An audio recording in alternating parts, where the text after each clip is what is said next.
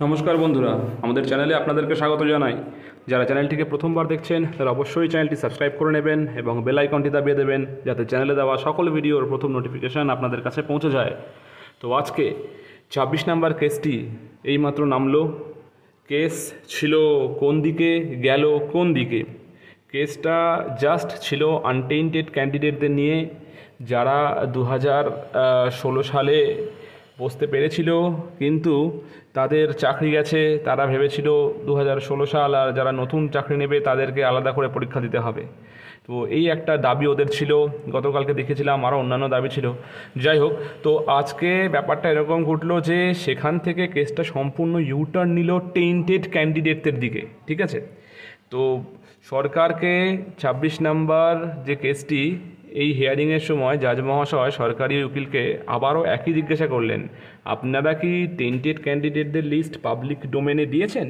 News paper হোক, website হোক, দিয়েছেন? প্রথমে তো সরকারি উকিল বলছে হ্যাঁ আমরা দিয়েছি। তখন পিটিশনাররা বলছে না, ওনারা দেননি। তখন একটু পরে সরকারি উকিলের মনে হলো যে না, তাই তো, দেওয়া তো হয়নি। তখন বলছে না না, আমরা দেইনি। তখন জাজ মহাশয় বললেন যে আপনারা এটা কী পেয়েছেন? এটা সুপ্রিম কোর্ট তো নাকি? আপনি এক্ষুনি বলছেন দিয়েছি, আবার এক্ষুনি বলছেন দেননি। এটা কেন হচ্ছে? 7 দিন টাইম দেওয়া হলো আপনাদেরকে। 7 দিনের মধ্যে সকল টেন্টেড ক্যান্ডিডেটের নামের লিস্ট পাবলিক ডোমেনে দিতে হবে। পাবলিক ডোমেন মানে ওয়েবসাইটে। 7 দিনের মধ্যে সকল টেন্টেড ক্যান্ডিডেটের নামের লিস্ট এসএসসি ওয়েবসাইটে দিতে হবে এবং সেটা সবাই দেখবে। আজকে এই রায় দিলেন। এরপরে বললেন ঠিক আছে, এই কেসটি আবার পরের দিন শোনা হবে। আজকে আগে দেখা যাক যে সরকার পক্ষ থেকে আমাদের এই যে অর্ডার, এটাকে পালন করছে কি না। না হলে তখন আমরা স্টেপ নেব। পরীক্ষা কোনোভাবে বন্ধ হবে না।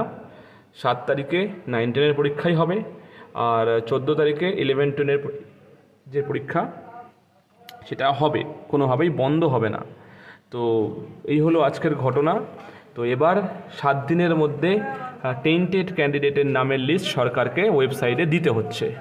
দেখা যাক কি হয়। আজকে খবরটি এই পর্যন্তই। ধন্যবাদ।